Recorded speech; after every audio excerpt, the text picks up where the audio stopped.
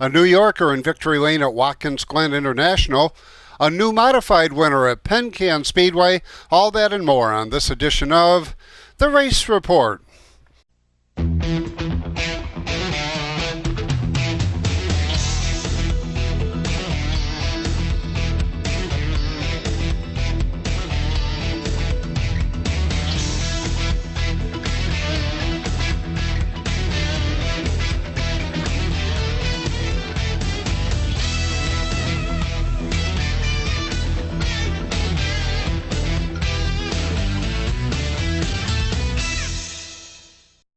Hi everyone and welcome to another edition of the Race Report. I'm Ron Hills.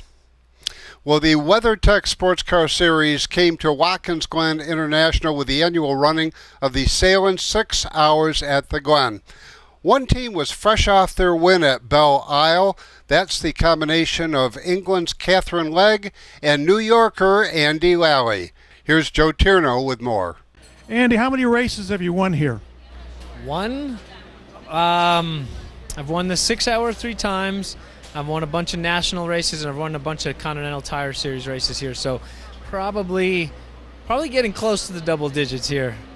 That's a phenomenal record. I even noticed you had to pause because you had so many to think of. What are your chances this weekend? And tell us about your car. Well, my chances were kind of careful coming in here. What I thought about I was always ambitious about what we do anytime we ever come to the Glen, but we just finished the first session P1, so that's a really good start.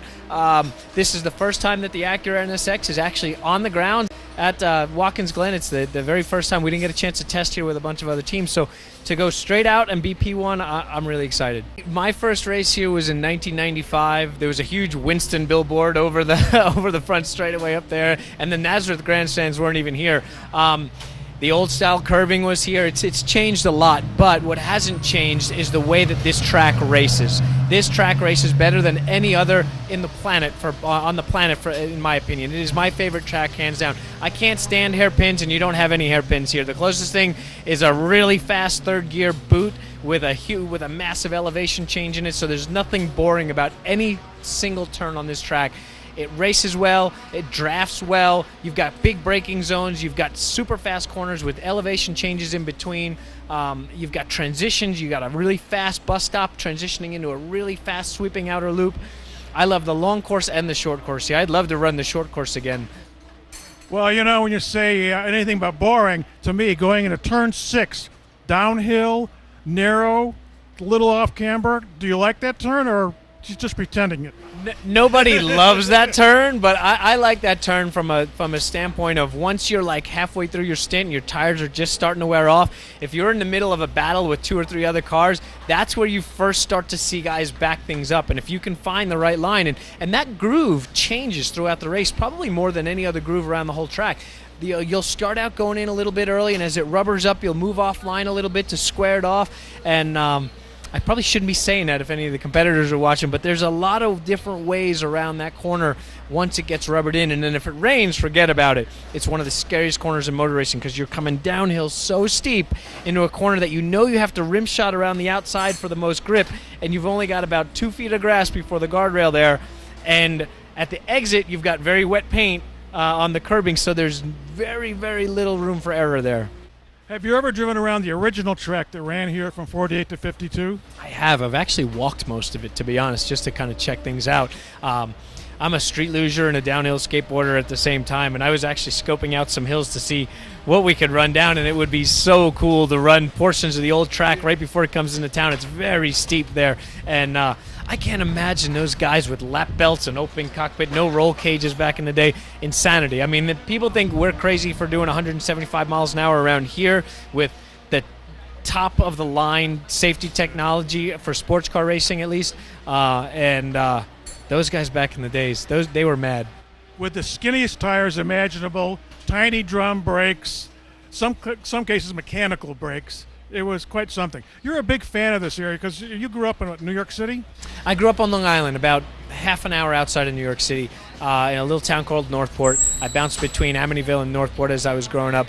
I am a big fan of this town. Everything from the Wildflower Cafe right down on Main Street to the Harbor Inn Hotel, which is my favorite place to stay down there.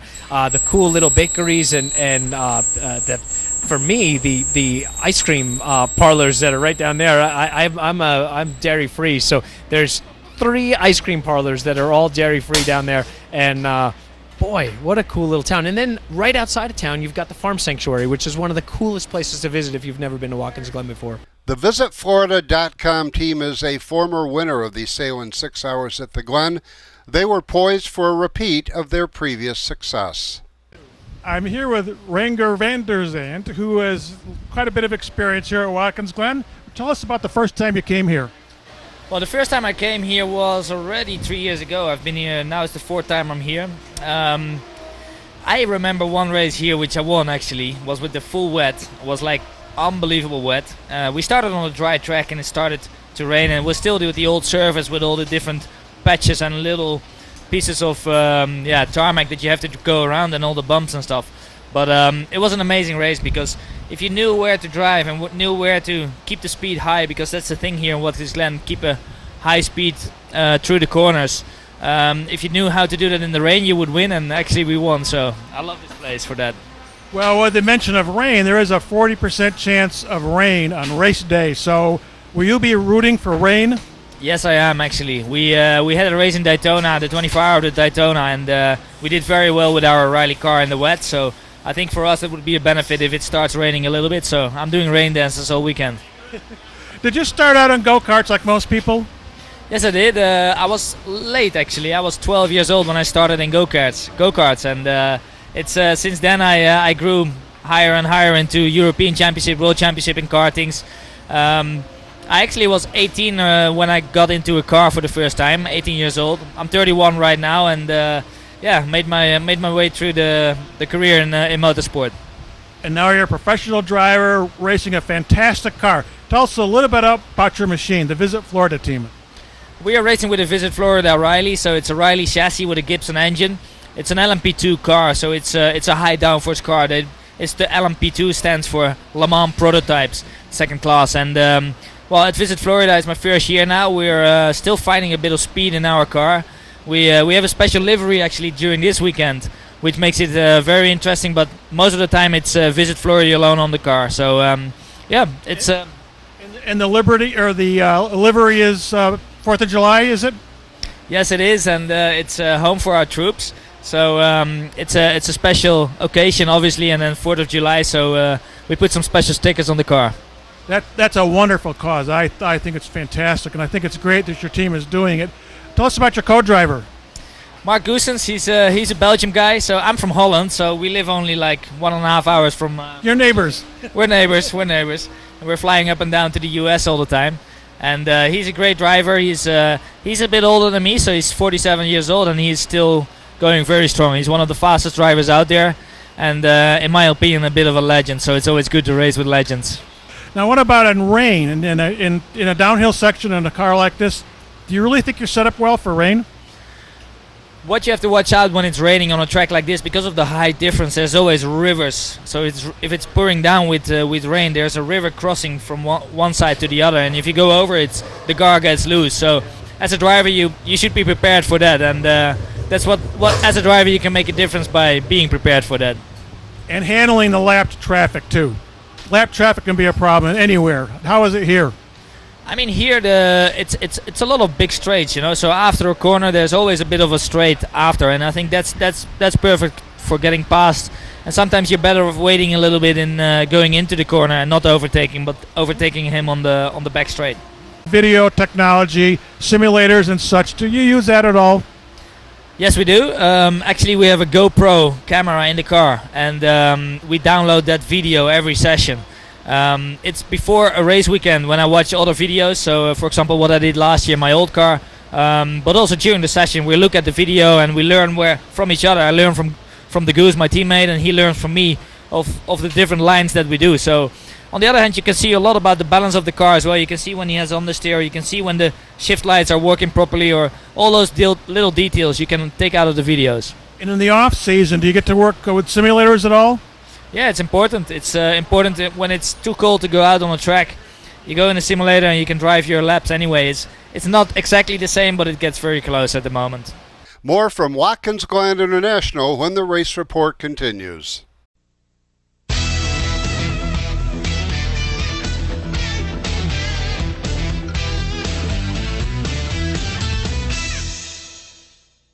"30 years of satisfied customers. That's the proud history of Brush and Pallet Auto in Candor. We have a large selection of cars, trucks, and SUVs. Here is this week's Car of the Week. We'll give you a $1,000 minimum trade-in, and we have financing options to fit your needs, including a first-time buyers program. Think you can't afford it? We think you can. Check us out at brush-pallet.com or visit us in person at 598 Owego Road in Candor, New York. Unicorn Electronics in the Valley Plaza, Johnson City has the best pricing and selection of audio, video, and computer cables in the area. Don't spend a fortune on that HDMI cable for your new HD TV or Blu-ray player. Unicorn Electronics has quality cables in the lengths you need at a price you can afford.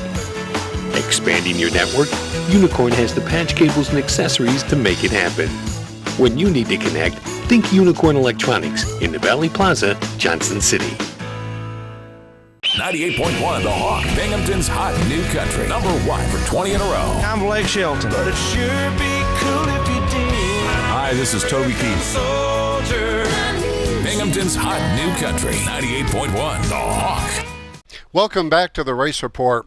With the 4th of July just days away, the race teams at the Salem 6 Hours at the Glen were decked out in their best patriotic themes. The Race Report's Joe Tierno talked with team owner John Stevenson. If you look on the side of this car, you'll see Hope for the Warriors. It's his foundation, and John, thank you very much for taking some time to talk with us. Could you tell us about your foundation? Actually, I'm just a supporter of the foundation. Foundation's been around for over 10 years. Obviously, the Hope for the Warriors, you can see what it it tells you basically what it is.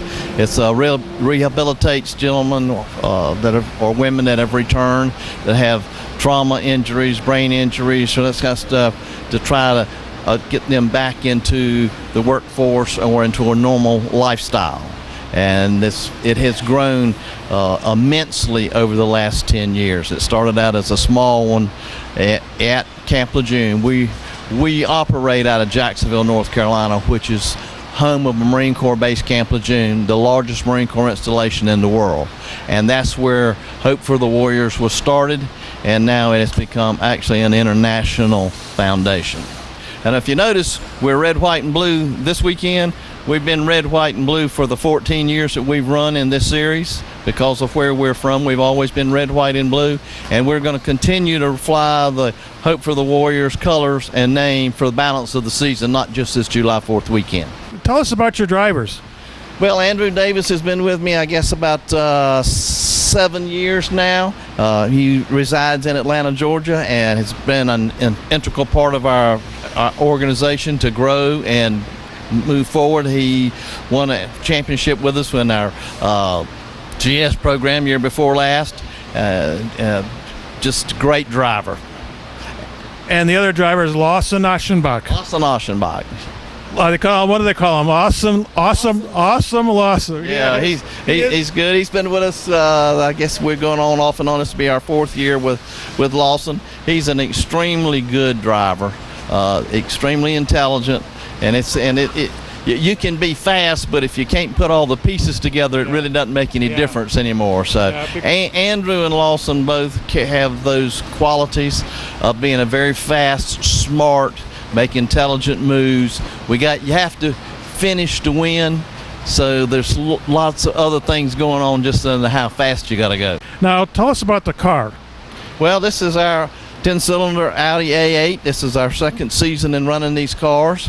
It was a big learning curve for us because we came out of V8 Camaro tubular chassis cars that we ran in GT3 for a while. It has been a adjustment for us, but we've got our hands around it pretty good. And like I said, we qualified on the pole last race at Detroit. Broke an axle during the race, and we have qualified here on the outside front row.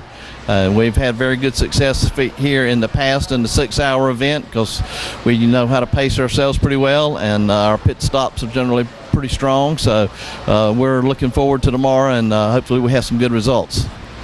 Does a car like the Audi lend itself to a track like the Glen, which is very fast, very smooth track? Does it shine here, or are there some drawbacks for this car on this track? Actually, it helps here with this car. This car is very rigid car, and here, now that it's been resurfaced, is much smoother, so it lends to this car, and we're not all up on the curbs like you have to be at other places. This car, at Sebring, where it's extremely rough, it just beats it to pieces. So this car is extremely rigid. That's something the other drivers have said about the new configuration with the new paving, I should say, that they don't need to go on the curbs as hard because it does beat the cars up pretty well. Do you have a range strategy? Well, the strategy for a 6-hour here in the past is throw it out the window, and we'd play the cards as they come, keep the rain tires ready, and just make that call as it comes, because it's so hard to have an exact planned strategy for this 6-hour due to the weather typically changes. Different track conditions will come along. The heat is going to be a big factor if we get no rain tomorrow. So, yeah, we know who's starting, and we have a driver order, and that's about all it is. The rest is seat of the pants tomorrow. How do you go about pairing drivers on a team so that they feed off of each other's strengths? Well, Michael Shank of Michael Shank Racing is one of the best in the business at that challenge. When the opportunity came on board to bring Catherine Lagan to the team with her different experience level as opposed to Andy, who has tons of experience in this class, what did you have to evaluate or change or work on? Not just that team, but any of your other driver pairings, the thinking that goes into driver pairings. Well, there's a couple things. Because in GTD you have a rating system. You have gold, bronze, and silver. You have to be, there's very specific rules on how and who you can pair up with who, with their level of grading. Okay, so that you start with that. So we knew for X that we wanted, the golds we wanted was based on experience, and the same goes for silvers. I didn't want someone brand new to the world of sports car racing to be my silvers, which, gold is the top and silver's middle and bronze is the bottom. I wanted silvers that had experience also. So in this case, I chose 2 silvers that have a monster amount of experience just in dealing with our series. They know the procedures, they know the tracks, they know there's no question that they haven't been somewhere. So it was a combination of experience, personality, capability, and just the timing of where their ranking was and the rules and all that works. And here's a look at this year's Salem 6 Hours at the Glen weekend through the lens of photographer A.J. Bristol.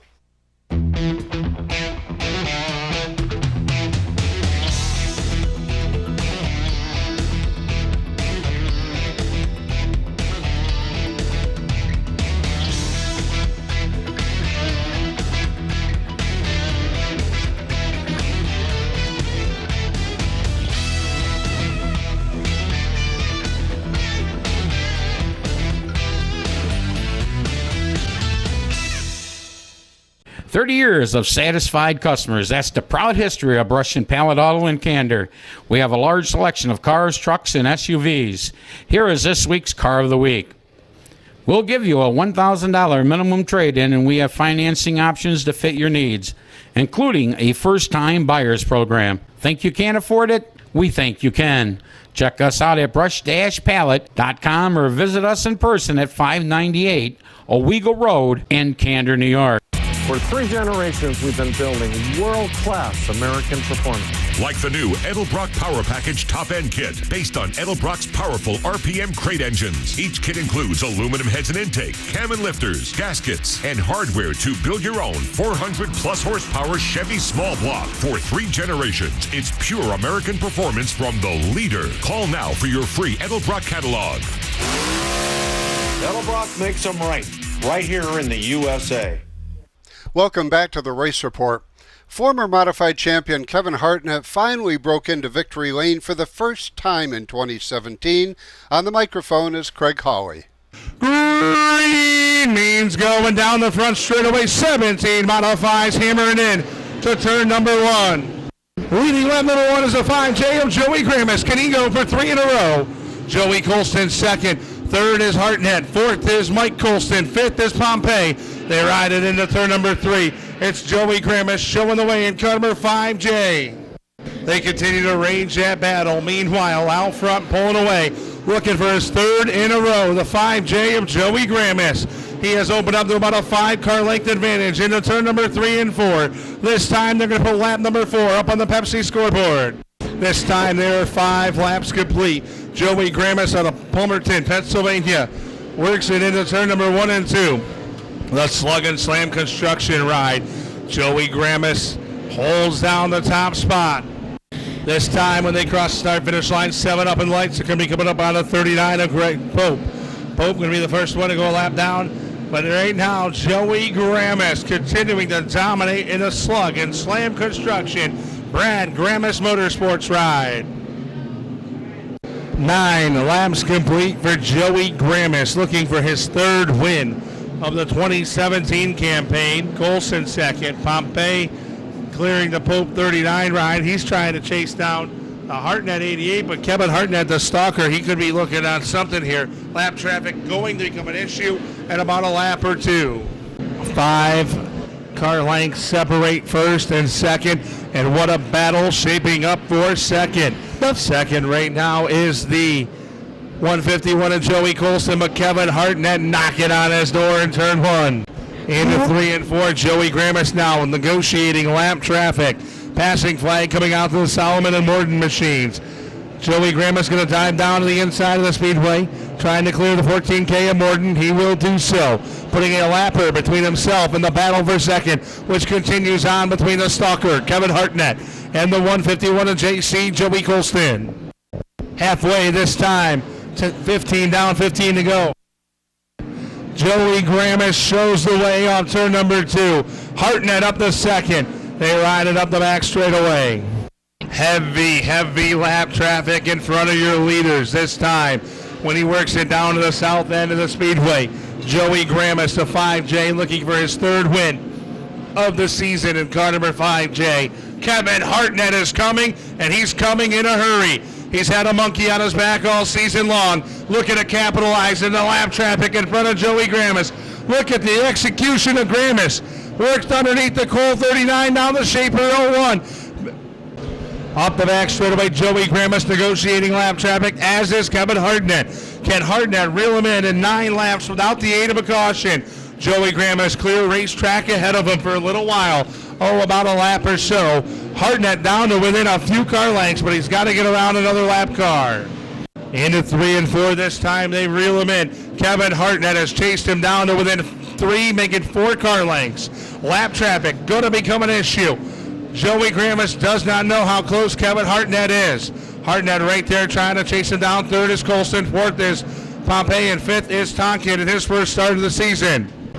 He's catching him and passing him. Going to be 2 different things. Can Kevin Hartnett, the stalker, started in position number 3, has been so close all season long, reeling in the 5J of Gramis, looking to end the streak at 2. Into turn number 1, Joey Gramis holds down the position. New race leader, lap 27, 3 to go. Into 1 and 2, Gramis now going to put the accelerator down and try to chase him, but Kevin Hartnett all season long, he's had a monkey on his back. Parallel sticks are in the sky. 2 more times around the speedway for Kevin Hartnett. The Hartnett Race Designs Fabrication 88 machine. We all know the story of what happened this past off season, losing his fiance. He came back to Penn Can Speedway because he wanted to go to Victory Lane. Off turn number 4, he's 1 lap away from doing it. The 77 of 80 coming to going to keep it going. We're going to stay green. Out the back straightaway, Kevin Hartnett, the Hartnett Race Designs number 88 into turn 3 and 4. Final time, checkered flag is in the air, and the monkey's off his back. Kevin Hartnett to Victory Lane. Gramis is second. Third will be Dan Pompey. 4th, Joey Colston. 5th is the 15 of Tonkin. For Mike Nago Jr., it was a repeat win in the Crate Sportsman feature. Brian Maney out of Milford, Pennsylvania. Rockets to the outside, poles position to the lead. Into turn number 3. Titus is second. Look at him, 3 wide back there for 4, 5, and 6. Leading lap number 1 is going to be the 2 of Brian Mady. Down in the turn number 1, he's got the top spot, but he's being chased hot and heavy by the M7 of Mike Nagel Jr., winner 2 weeks ago. Mike Shane, the current point leader, defending champion, up to the number 3 spot. Titus 4th, and look at the battle for 5th. Brian Mady sets the pace in car number 2, former 600cc modified campaigner. Out front, showing the way off turn number 2. Nagel right there, 2nd. Shane 3rd. 4th, Titus 5th. That's the battle. Martin has it. Cole wants it, and look at Bunker racing his way right there as well. Look at this battle out front. The M7 of Mike Nagel Jr. taking a look-see down to the bottom. Pulling almost alongside, tucking back in line. The 2 of Brian Mady working them bottom of the speedway. Nagel right there, 2nd. Shane 3rd. 4th is Titus. Battle for 5th still shaping up, but the eyes are on the front of the pack. 3-car breakaway off the north end. Mady right there, 2nd. Shane 3rd. Titus 4th. 5th is Marty Bunker. Where'd he come from? He started back in position number 10. He's up to 5th. Look at the battle in turn 3. The M16 of Mike Shane. Down on the bottom. Mady on the top side. That's the show right now for 2nd. The current point leader, the M16 of Mike Shane, down on the bottom. Brian Mady in car number 2 working the outside. And the M16 of Shane will get the position going into turn number 3. This time there is 16 laps up in lights on the Pepsi scoreboard. This time 19 laps in, 6 to go. Lap traffic going to be coming up on in front of your leader, the M7 of Mike Nagel Jr. out of Melrose, Pennsylvania, looking for 2 in a row. That is the M16 of Mike Shane, the 2 of Brian Mady. The Bunker 42 caution problem in turn number 4, Jim O'Hara. Slowing over in turn number 4, 19 laps complete. Mike Shane starting to reel him in quarter number 3 and 4, but Mike Nagel Jr. able to pull away down the front straightaway. Battle going to be coming down to the wire for position number 4. But right now it all is Mike Nagel Jr. out front, the Mike and Mike show out front. Final time down in the turn 3 and 4. He liked it so much last week, he's going to do it again. On the corner for the 2nd in a row, Mike Nagel Jr., Mike Shane, Brian Mady, Todd Titus, Matt Cole, your top 5. Penn Can Speedway saw a first-time winner in factory stock action. In 4 cylinders, Nick Robinson scored his first win of the season at Penn Can, and it was a repeat win in the XL 600 Modifieds. And a reminder, Racing Trivia returns to action this Monday night at the California Grill, 912 Vestal Parkway East in Vestal. Trivia starts at 7:30. This week's bonus answer is Andy Lally. And that's all we have time for the entire staff of the Race Report. Thanks for watching. Until next week, I'm Ron Hills, and I'll see you at the races.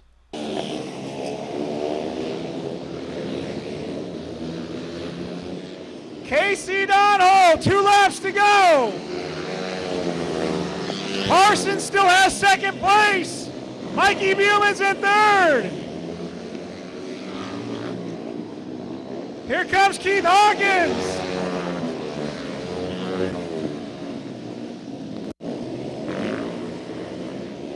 It's going to be Casey Donald, everybody. Parsons going to hang on for 2nd.